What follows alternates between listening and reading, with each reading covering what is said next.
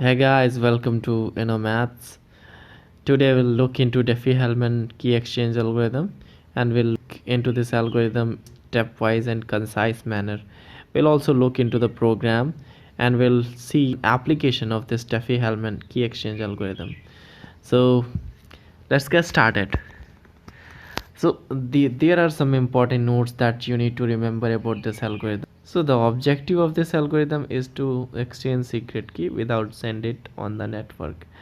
So if you are using some sort of encryption, for example, let's suppose that we are using RSA encryption, then we'll be having a key that will be required to send on the network to the clients, and this is really a secure manner because when you send the key to the network and then to the client, then obviously if someone is listening to your network, he can secretly get that key and he can use that key, generate a copy of key to decrypt your messages that you will send after encrypting using that key itself.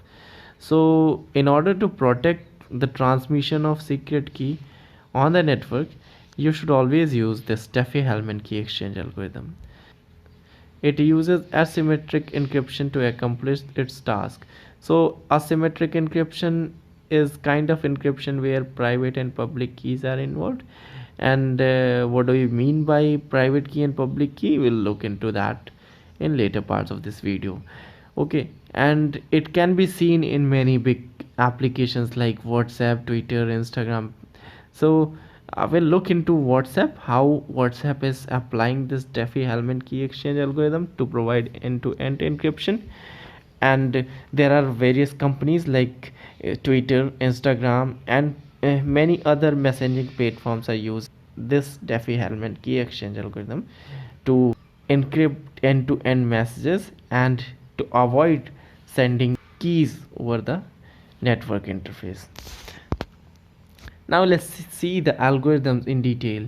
So what happens that in this algorithm you need to choose a prime number, and this prime number should be very big. Say let's say that we have chosen a prime number q, and after that the second step is we need to find out the primitive root, say a. So I'll tell you what is primitive root, but for the time being just suppose that the primitive root is a, and it must be less than q. So q was the prime number and we have primitive root a, and this primitive root should be less than q. So what is the primitive root? There is a link in the video that you can follow to see what is the primitive root. Okay, after that you need to send these two values q and a to the client. So these q and a are public and they are known to everybody. So if listener is there or hacker is there over your network, you can see this q and a values. Okay, so these are the values that can be accessed by anyone. Now suppose two peoples are involved in a network in the communication. Say that the name of the people are Dave and Cat. So Dave and Cat are two people that are involved in a communication system. Okay, to perform a key exchange, both of them have to get a and q. So they should have a mutual understanding of a and q. After that, what will happen?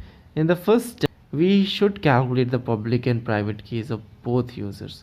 So let's suppose that public and private keys of Dave is pub Dave and pri Dave, and public key and private keys of cat are pub cat and pri cap. These are the notation that we have defined, and in the next slide we'll see the calculation part. In the calculation part, what we need to calculate here is private key basically, because both of them will have to assume some public key, that is pub dev and pub cat. They need to assume that key, so that this as assumed key, public key, should be less than the primitive root that we chose. Okay, so let's suppose a is the primitive root. There is a general formula, that is private key of any user will be equals to primitive root, that is here we have a, and the public key of that user, then mod the prime, that prime we have chosen as q.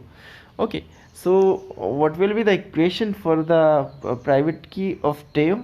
So pri Dave will be equals to a raised to power public key of div mod q, and similarly private key of cat will be equals to a raised to power public key of cat mod q. So these are, so and now you can see that public and private keys are calculated here. Now what to do next? Okay, so the time is now to go for the secret key.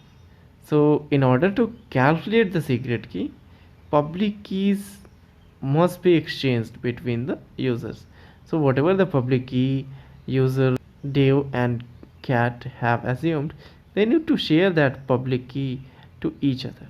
So if the hacker or intruder is present in your network, he can again access the key, and obviously he can try to do some sort of calculation, but believe me that it is useless for him. After that, let's say how the secret key is calculated. So secret key for the Dave will be equals to public key of cat raised to power private key of Dave mod q. Remember, if the hacker is having the public key of both users, then also he cannot calculate this secret key, because the private key is used in this expression and private key has never been shared on the network. So you can see that secret key of Dave is dependent on the private key of Dave and public key of cat, and the secret key for cat will be dependent on the public key of Dave and private key of cat. So secret key for cat will be equals to public key for Dave raised to power private key of cat mod q. It is interesting to see that secret key for Dave and secret key for cat will be equal. So what has happened? You can see that if Dave is having some secret key and he is using that secret key for some encryption purposes, then without sending that secret key to the network, this secret key can be transferred to the cat just by sending the public keys that has been used by the Dave to create this secret key. So let's recall what happens. First, you need to choose a prime number q. Then you need to find out a primitive root. You need to share this prime number and primitive root to the other user. After that, you need to assume some public key that must be less than primitive root. Both the users will assume that, and then they will share that public key to each other. Then you will calculate the private key, and after having the private key, what you will do, you will just try to calculate the secret key, and you will find that secret key for both the users will be equal.